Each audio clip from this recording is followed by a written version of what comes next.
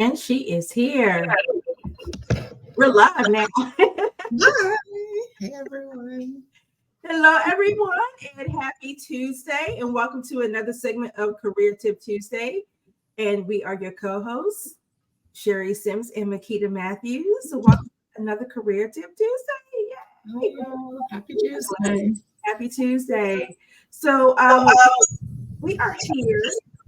Well, I think I got an echo. Is that me or you? Is it me? That might be me. It might be me. I'll go on mute.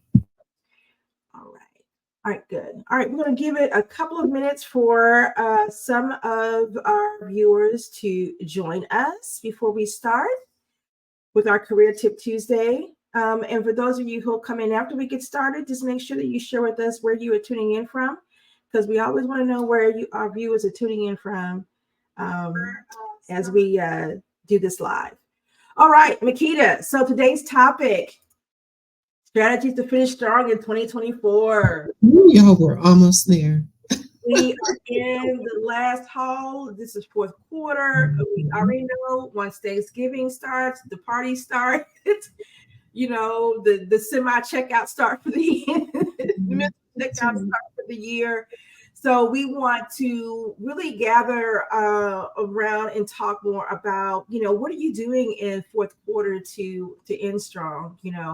Some people have had great years. Some people maybe not so much. So Makita, what are you doing? What are some of the things you're doing to finish out strong in 2024? Self-care. That's it's gotta happen. If strong Makita is going to reappear in January, this is the season, the holiday season particularly is the season for me of self-care.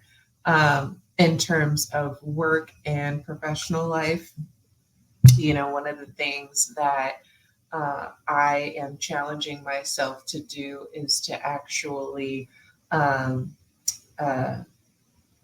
make sure I am still cultivating those relationships I need to, and sending that text message, sending that Christmas card. I think maybe our good sister Marcia Haygood always talks about making sure you are checking in, right? So doing that, making a good effort to do that.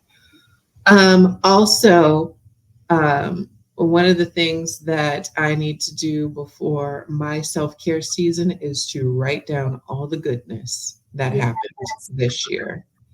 I love because we could say, oh, I didn't do this, I didn't do that. We often think of the negative before we think of the positive. So take some time out to sit down and write all the goodness that you've done at work, in any sort of volunteer organization, any sort of group, fraternity, sorority that you're in, your personal things, your personal goals.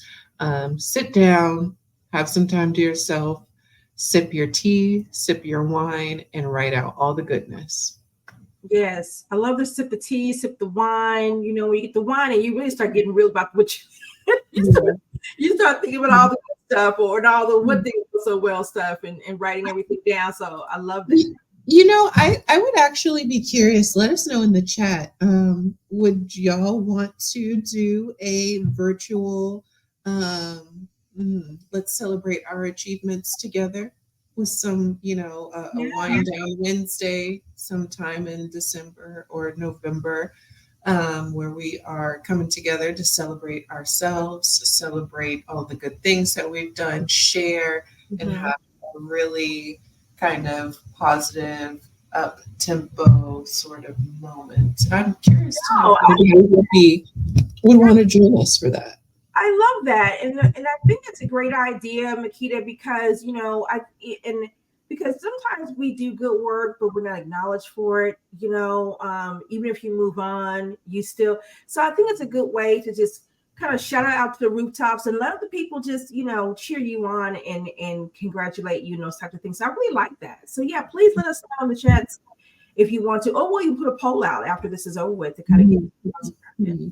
All right, let's go ahead and jump into strategies to finish strong in 2024. And again, if you're just now watching, this is Black Rooms Network, our Career Tip Tuesday. I'm Sherry Sims, the founder. This is Makita Matthews, which is our Chief Network Officer.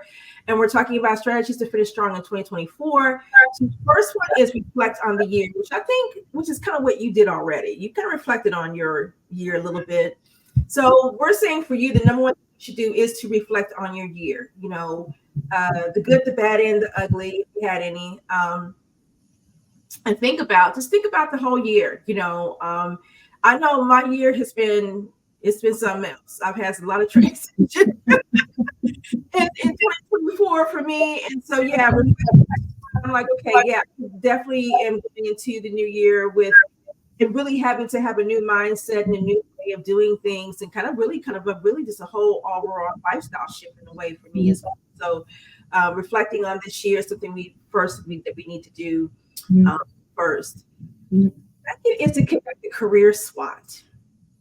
All right, we have a career SWOT. Download our app and go to our downloadables. You can download our career SWOT, and it gives you just kind of really what you need to do to look at your strengths, weaknesses, opportunities, and threats. And we do recommend that you do that for the year to see where you were able to excel.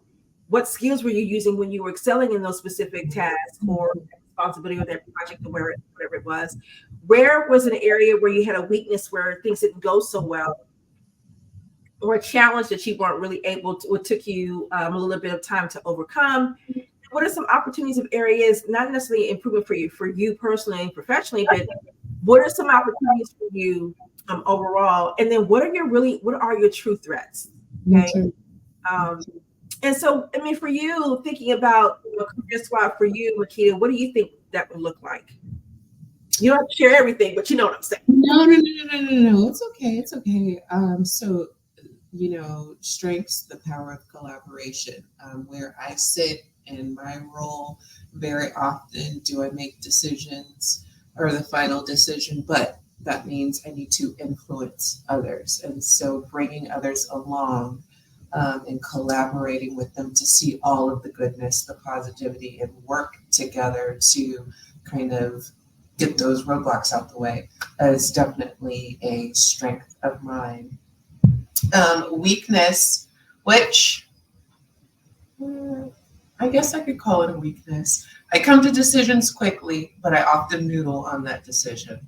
Not necessarily second guessing myself, which sometimes happens, but I spend a lot of time thinking through risks, how somebody can say no, and what do I need to do to add on so that they can say yes instead of saying no, right? Are the right people involved? So sometimes I noodle, but I make sure I articulate to people I'm a noodler. So it might take me let me think about it. It might take me some time. No, I like that. It's not necessarily indecisive, but you're strategic in your decision-making process. And in the workplace, you have to be. I like that a lot. Sometimes I can say I spend too much time thinking about it. So can definitely work on that. And if you're watching, what is your career SWOT? Do you know what your strengths, weaknesses, opportunities, and threats are? You don't have to solve 4, but if you have one that you want to share, 2, 3, maybe all of them if you want to, please do. And then going back to our reflecting on your year, what's one thing that you want to share with us that you want to reflect on for the year, whether that was, the good, bad, or the ugly, whatever that looks like for you. What are you reflecting on this year? If you haven't, you may have started already. You might say, Sherry, I'm early. Come back to me in November after Thanksgiving, whatever. But this is the time to start thinking about that and carving out some time for that. And I will say, on a threats perspective, that one I think can really be tricky. But think about your direct environment, right? Think about your professional, your personal, but think about the workplace, the company, the organization that you're with, but then also look at the macro and the micro. factors that are going on outside of the four walls that are your job or your position, because there's always trends Yeah. that we be looking at. There's always something that's going on outside of the four walls that really affect the inside of the workplace or the environment that you're in. So take some time to think about the different layers. No, I like that, because you just should think about those different layers and what impacts those layers too, right? And so I think that's good to think about. Um, and you never know what conclusions you may come to once you start this career SWOT. You may look at some things and say, oh, I need to kind of put a plan for this. So, remember, a career SWOT, the value of a career SWOT is to help provide clarity about some things. So whether you're looking at it from an overall perspective for your career, or if you're looking at it from a just the job itself, where you are in a specific role, however you look at that career SWOT and start to analyze the acronym, just get clear about what you need, what your end result needs to be, and then that way you can start putting a plan in place. As an analysis of the environment and the SWOT sounds great for helping you plan your 2025 as well. Absolutely. And we're going to be doing a workshop on getting clear on your career goals. We do it every year. And so we always do it in January.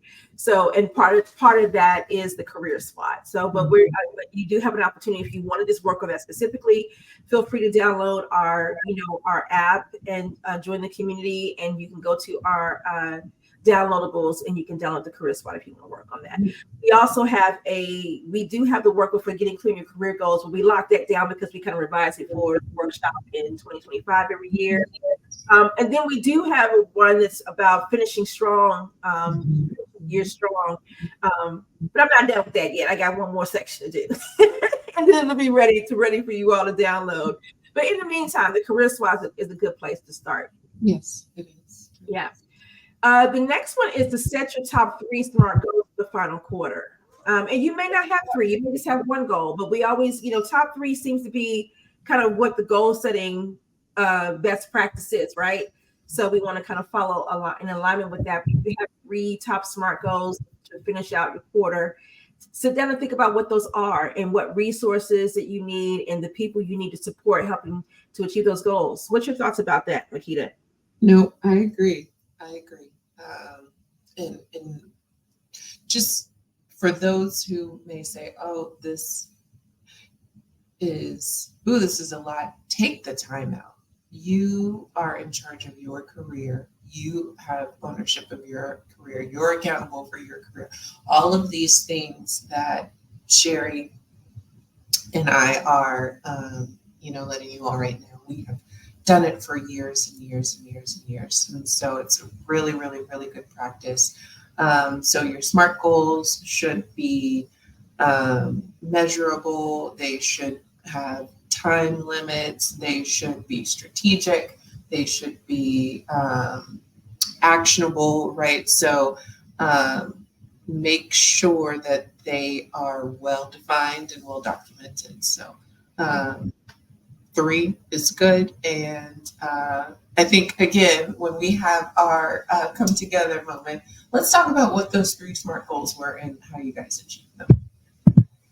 And number 4 is create a strategic plan. So when you think about setting those top 3 SMART goals, now your next step should be to create a strategic plan to accomplish those 3 goals. Mm-hmm. What that looks like. Again, what resources and people do you need to support those goals?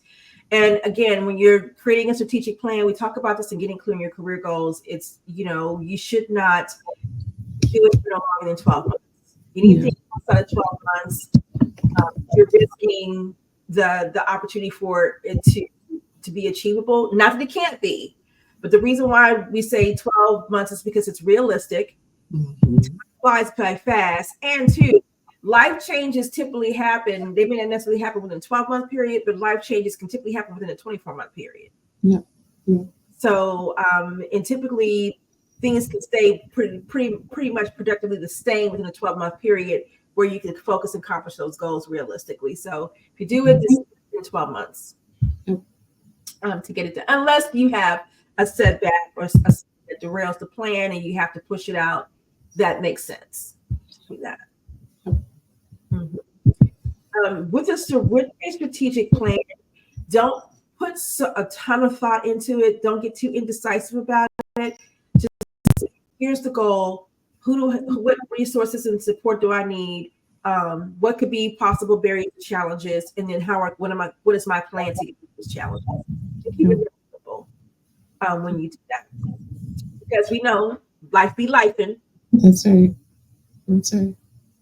And we want to make sure that we leave room for the times when we have to deal with life itself. I have a question, Sherry. So how does the SWOT and the strategic plan complement each other? The SWOT, the strategic, they complement each other because the SWOT gives you a realistic picture of, okay, this is what I'm really capable of doing. If that makes sense. In the scope of my strengths, the weaknesses. So when you make this plan, you should be realistically making it on what you really truly can accomplish. So which means don't have a SMART goal that requires for you to do something that really is a weakness, because more than likely you're putting that goal at risk for not being accomplished if it requires for you to use a weakness in order for you to get it done. Right? Because my philosophy is you can't master a weakness, you can only manage it. You want to spend time managing a weakness, which would take you longer to accomplish that goal. So having the SWOT kind of lets you see what your potential barriers are. And then if there's opportunities, maybe you put those opportunities into your plan and leverage those to accomplish the goal. And then whatever threats you have, you want to eliminate those, but maybe the part of the plan is to eliminate the threat. Then what does that look like to eliminate it? So yeah, they complement each other in a way, because you can't go in and create a strategic plan and unrealistically not look at what it's truly going to take to accomplish it, not just in resources, but personal. That's right. Your personal aspect of it as well. That's right. Thank you. Thank you. What do you all think? Yeah, so they definitely go, when you're creating it, you definitely want to have them go hand in hand. Yeah, absolutely. I completely agree. And they're all part of our getting clear career goals, which we'll talk about, which we'll go in, into our live webinar we do in January. However, when we're talking about the finishing strong, you can do that now. And you really should be doing it now, because you don't wait till January to kind of start getting clear. When we talk about getting clear, really it's a plan, and then we go into the career development plan from there. So it's like a part 1, part 2 for that. Absolutely right. So yeah. And then the last one is staying motivated and staying focused, right? This one, let's talk about this one, because outside of life, workplace challenges, projects, people, things, all those things can sometimes, depending on what it is that you're doing, you can get a little weary.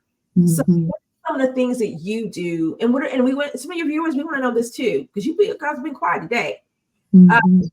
What are some of the things that you do to stay motivated and focused, Makita? That is that's a really, really good one. One, I have to always remember my goals and what is it that I want to do, what I want to achieve. And so that's one of the things, always keeping the eyes on the prize. I also, again, I have to do the self-care. I have to do the self-care routine. That always puts me back into focus. So when I'm getting out of focus, it is time. I know it's time for me to take a moment for myself to be able to get refocused. Also, I'm very much when I'm off, I want to be off. And so knowing that I have a deadline to get everything done and to do a sprint, do that sort of sprint in terms of work, I do it. So the deadlines help me to stay motivated and focused so that when I'm gone, I can be gone. I like that. I like that. I think for me, staying motivated and focused, it's different. But I am at the stage now because some of my motivation. I'm a big weather girl. If that makes sense. So my mood sometimes can be dictated by weather. If that makes sense, or seasons. If that makes sense. And so summertime for me is very energetic. Fall, I start to wind down and be a little bit more laid back. I want to be in the house more. And so it's more for me, it's everything energizes me in different ways, motivated in different ways. So I'm not a morning person, as Makita knows very well. Not a morning Where person, I am, but I will work till 3 a.m. in the morning, right? And so I'm what not doing that. she is back, and I'll have my kids at night. I'm like, I can't call me because she's No. sleeping.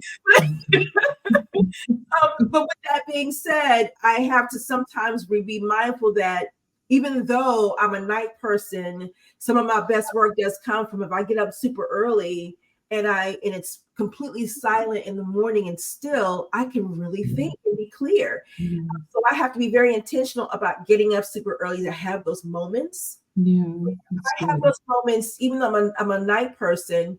I have those clarity moments more in the morning than I do at night when I'm like pushing through the work. So I think when you were talking about staying motivated and staying focused, also think about be mindful and pay attention to how impactful you are at certain times of the day. Like I know I'm a 2 girl, right? You're gonna get the most work out of me between 10 and 2. You know what I'm saying? After that, it starts to wane. I'm just saying, I've learned that about myself. I'm a girl. That's where I maximize my time to get it done. Between those times, I'll get a couple of things done, but the real bulk of my work is between that time. So again, learning how to stay motivated in those times when I understand how my cycle works. And I'm sharing this with you all to say, if you haven't paid attention to that, please do, because that's important. You know, the key to it's 9 o'clock and she's in bed. I'm like, girl, there's no way I'd be in bed at 9 o'clock at night. Gotta go. Because so work wise, I'm very much at 8:30, 9 o'clock to 1:32. Right after that, my brain is like, who are you? But I'm up at about 5:30 every morning. That 5:30 to 9 is Makita time. I have to have that time or else I'm off kilter. It feels like, I need to be able to take my time, get myself ready, drink coffee, read, meditate, pray, journal, all of the things that I need to do. Right. So that also helps me to focus, right? Because during that time, because remember, I'm a noodler, I'm thinking about things. I'm thinking about impact. I'm probably rethinking about what is it that I need to spend time on that's going to have the highest ROI? What is it that I need to outsource? What is it that I need to collaborate on? What is it that I need to bring somebody else on, right? But I have to set my day up intentionally to be able to get all that stuff. Yeah.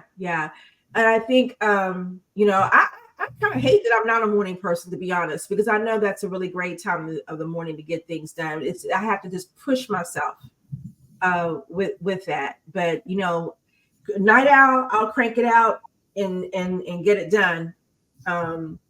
But I do appreciate those mornings when I'm up early and kind of having time. I do appreciate them when I have to get up early like that. It does feel good to do it. I just intentionally just don't get up and do it like that. Yeah. We have Dr. Sharon White. We can't see her name on here, but I can see it on the phone. But she says you can't master this, but you can manage it. That's worth this call by itself. Cheers. That's right. Thank you for joining us. Sharon, if this is your first time, we are every other Tuesday. We come on Career Tip Tuesday and just give you career insights and tips and stuff that you can just actionable tips and advice you can just share and apply in real time to your work. Tara says, understanding my why always helps me to remain motivated. I love that. And then Sequoia, I hope I'm saying your name right. She says, when I was working, I focused on my vision. I wanted to keep in mind the end result. Yeah. I have a question because I think that's a good one. This one's for you, Sherry, but curious to know what you all think. When your work is conflicting with your vision, what do? How do you stay focused? Because you got to focus on two things, right? You need to get to where you're supposed to be going, but you still have to pay these bills. Yeah, that's exhausting. That's exhausting. I've been in that space. It is exhausting. And I think that you do have to develop a threshold of how long can you give yourself a time frame of how long you can do this, right? And look at your role itself and see if you have some autonomy in it to craft it to be a little bit more in alignment with it. And what I mean by alignment, we're not talking about your moral ethics pieces of it. We're talking about, those pieces that fit your strengths and fit who you are, so you can maximize your opportunities to be very productive and successful in the role, meet your KPIs, what you got to do within the role, and see if there's any autonomy to make that fit. You could have that. If you don't have that, and if you are working against the grain every step of the way, and you start to find it exhausting, and you start to find yourself very stressed out, if you're getting distracted, if you are starting to like not want to get up in the morning and go to work, or on Sundays you're like, oh God, here we go, and you feel stressed, or that pit in your stomach or in your chest, heaviness in your chest, it might be time to reconsider if it's still where you need to be. To do that. I know I've been in that space where I had to take that hardcore look at that, and probably have tolerated some roles much longer than I should have. And I'm sure some of the viewers have probably been in that space too, as well. So you do have to find that balance. And if you have a supportive manager, bring some of those concerns and say, hey, I'd like to incorporate a little more of this into my role. It's not necessarily need to have their approval or blessing, but what you can do is say, this is why I want to do this, and this is how it can impact what I do, and here could be the outcome from incorporating this into what I do. Yeah. Some people just don't sell it; they just do it and then explain later. I mean, if you have that type of environment where it's that's fine to do, then freaking do it, because especially if it's part of your gifts and talents and what you want to incorporate into your role. That's right. That's right. I know Sequoia says, I make sure to spend time with God in prayer. I feel off balance when I don't give him my first part of the day. I know that's right. That's right. That's right. First, for sure. You have to. It looks like we have one user. I can't see the name on this one specifically, but it says, Sherry says we're on the same clock. I'm a night owl and work until the wee hours of the morning. I'm also affected by seasons. In the spring and the summer, I'm alive with tons of energy. Winter is hibernation. I have to push myself to stay motivated. Yes, I'm here understands what I'm talking about. Because some people they don't care about the seasons. They're like just like, but this is something I've learned about myself as I've become a mature woman, that I am affected by the seasons. Out of transparency, I do struggle with that seasonal affective disorder in the wintertime. So so I definitely have to be mindful of that in the winter, push myself as well. Well, Sherry, you can come on down to Atlanta. Our winter is maybe a month and a half. But I know, because I used to live in Columbus, I know that is real. It is dark for more than half of the day. It is cold. So why go outside? You're not spending time with your people. We're not getting vitamin D, which we need as melanated people, as Black women, as Black folks. We need that. So I completely understand. Yeah. So Tara says it's exhausting. I try to see work as a step towards the goal vision, because I need to pay the bills and couldn't reach my vision if I didn't. Yeah. Yeah. It definitely is. We have to, it's trying to find that balance, which is, I think, sometimes can be a daily struggle for some. And I think if you have a support and people that you can talk to and can champion to help push you through that, please, always rely on your tribe, because that can give you the energy you need to keep going. And a LinkedIn user says, I agree, there will always be conflict. However, always remember, in any environment, you are the resource. Yes, we have great winners here in Atlanta. Okay. Okay, you're from Atlanta. Let's connect on LinkedIn. Let me know that you came to our Career Tip Tuesday. And yeah, let's connect. All of you really connect with Sherry and I via LinkedIn, via the app. For those of you who you don't know, we do have an app. You can find it on Google Play. You can find it on the App Store. And that's where a lot of our community and a lot of these types of conversations happen. There it is, right? Yep, Sherry's showing it. That's where you can find our micro sessions. That's where you can find some recordings. That's where you can find some of the good documents and resources that BCWN has for you all to get connected and achieve what you want out of your career. Yeah. The whole video library of all our Career Tip Tuesdays, our downloads, all of those things. And so this is for you to access that if you want that Career Smart Guide that I was talking about, Career Smart Guide, this is where you can find it, download it, and you can start working on that. So so this is where you can find all of our career resources in our community. The name of the app is Black Career Women's Network. You can download it from Google Play or from the App Store, either one. That's how you can find us. All right, I know it is 1 o'clock, so we want to be mindful of everyone. Thank you for joining us on the lunch. I know that we've got to run. I know you got to run, but download our app. And again, or you can just join us at our new website, BCWNetwork.com. And we hope to be connected with you soon. All right, we'll be back in 2 more weeks with another segment of Career Tip Tuesday. Until then, you all have an amazing, amazing rest of your work week. Bye, everyone. Bye, everyone.